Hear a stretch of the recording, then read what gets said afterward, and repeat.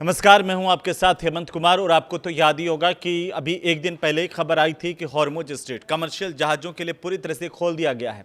लेकिन आज जो खबर आ रही है और ये वीडियो इसी वजह से बनाना पड़ रहा है, वो भारत के लिए अच्छी नहीं कही जा सकती है, क्योंकि हॉर्मुज स्ट्रेट से जो भारत के जहाज़ गुजर रहे थे उन पर फायरिंग की खबर है। कहा यह जा रहा है कि जो ईरानी गनबोट्स हैं उन्होंने चेतावनी भी नहीं दी, सीधे फायर कर दिए और इसी वजह से यहाँ पर भारतीय जहाज़ को वापस से लौटना पड़ा है। इसके मायने ज़रा समझने की ज़रूरत है कि ऐसा क्यों हुआ है। क्या ये एक भूल से हो गया, किसी गलती की वजह से हो गया, या जानबूझकर इसी तरह से भारत के जहाज पर एक्शन किया गया है? क्योंकि जो जानकारी अभी आ रही है उसके मुताबिक ये है कि हॉर्मुज स्ट्रेट से जो भारत का जहाज है वो गुजरने की कोशिश कर रहा था। ये कमर्शियल जहाज था, व्यापारिक जहाज जिसे कहते हैं।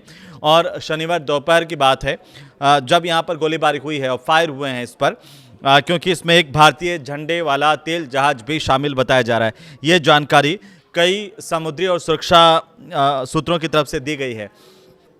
तो जिस तरीके से जिसे शिपिंग मॉनिटर टैंकर ट्रैकर्स ने रिपोर्ट किया है, और इसी लिहाज से ये खबर हो जाती है बहुत महत्वपूर्ण दोस्तों, क्योंकि ब्रिटेन के जो समुद्री निगरानी केंद्र है, मैरीटाइम ट्रेड ऑपरेशन सेंटर के की तरफ से जो जानकारी सामने आई है वो ये है कि ईरान के रिवोल्यूशनरी गार्ड कोर्प्स की 2 गन बोट्स है वो इस टैंकर्स के पास आई और बिना किसी रेडियो चेतावनी के उन्होंने फायरिंग शुरू कर दी है। और इसीलिए जहाज़ को वापस से यू टर्न करना पड़ा है, वापस से इसे पीछे हटने के लिए मजबूर होना पड़ा है। अब इसके बाद एक्शन क्या हुआ है वो मैं आपको बताने वाला हूं, क्योंकि इसके बाद जो दोनों जहाज बताए जा रहे हैं वो बिना हॉर्मुज स्ट्रेट को पार किए वापस से लौटने पर मजबूर हुए हैं। हालांकि जहाज और उसके जो क्रू मेंबर्स हैं वो अभी सुरक्षित बताए जा रहे हैं, उन्हें किसी प्रकार की कोई हानि नहीं पहुंची है। अब जो मीडिया रिपोर्ट्स है वो ये कह रही है कि ये जो भारतीय जहाज है, ये जो कमर्शियल जहाज है, ये करीबन 20 लाख बैरल तेल लेकर के जो है वो आ रहा था, लेकिन इसे वापस लौटना पड़ा है। और इस घटना के बाद भारत का रिएक्शन क्या आया है ये जानने की आपको ज़रूर उत्सुकता होगी। और देखिए, बहुत ही सख्त एक्शन जो रिएक्शन है भारत का वो इस वक्त आया है। और जो जानकारी अभी सामने आ रही है वो ये आ रही है कि भारत ने इस पूरी घटना पर तल्ख रुख दिखाया है। और एएनआई की रिपोर्ट ये कह रही है कि भारत के विदेश मंत्रालय की तरफ से क्या किया गया है। एमईए ने भारत में तैनात ईरान के जो राजदूत हैं डॉक्टर मोहम्मद फत अली, उनको तलब किया है और इस घटना पर औपचारिक विरोध भारत की सरकार की तरफ से दर्ज करवाया गया है। तो इससे पहले देखिए कि दोस्तों, ईरान ने हॉर्मुज को बंद करने का ऐलान किया था और वो आप सबको पता है। ईरान का ये आरोप था कि अमेरिका सीज़फायर का उल्लंघन कर रहा है और इसीलिए 24 घंटे के भीतर उसने अपना फैसला बदल दिया। हॉर्मुज में आप जानते ही हैं कि कैसे फारस की खाड़ी एक छोटा सा रास्ता है, उसके बाद ओमान की खाड़ी से होता हुआ ये गुजरता है, अरब सागर में मिलता है। लेकिन पिछले 24 घंटों के 5 बड़े अपडेट्स जान लीजिए, क्योंकि आज का दिन जो है वो बेहद ही इस लिहाज से बहुत खास है कि आखिरकार अब आगे इस पर क्या होने वाला है, क्या एक्शन भारत की तरफ से होने वाला है। तो देखिए कि ये पूरा का पूरा जो सिनेरियो है इसमें आप समझिए कि दोबारा से बातचीत के संकेत मिल रहे हैं।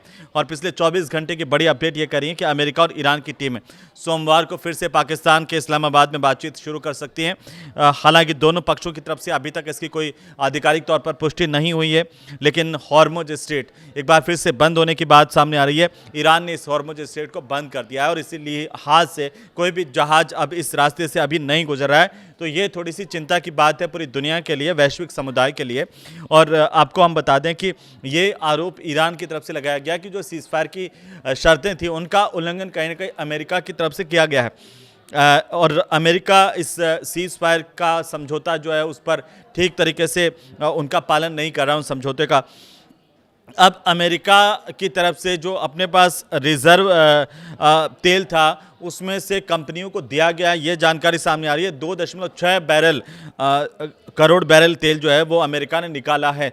और ये कहाँ गया है? अमेरिका ने इमरजेंसी ऑयल का जो अपना स्टॉक है उसमें से करीब 2.6 करोड़ बैरल्स जो तेल है वो निकाल करके 9 ऐसी कंपनियां उनको दिया है। इसके पीछे की मंशा ये बताई जा रही है कि कहीं तेल संकट के चलते दाम नहीं बढ़ जाए या वैश्विक समुदाय में इसे लेकर के कोई परेशानी खड़ी नहीं हो जाए, इस वजह से ये किया गया है। लेकिन तीसरी तरफ अगर हम देखते हैं तो अमेरिका की जो नाकाबंदी है वो चल रही है, वो जारी है, क्योंकि ट्रंप ने ये कहा कि ईरान के साथ समझौते में अब कोई बड़ी अड़चन नहीं बची। हालांकि डील पूरी होने तक नौसेना की जो नाकाबंदी है वो रहेगी, ऐसा अमेरिका का बयान है। लेकिन घर वापसी पर क्या हो रहा है, क्योंकि घर वापसी पर देखिए इजराइल और लेबनान के बीच में सीज फायर लागू होने के बाद लेबनान में अब हजारों लोग अपने घरों की तरफ लौटने लगे हैं। ये तो हो गई जो इस पूरे सिनेरियो को लेकर के जो सबसे बड़ी अपडेट है।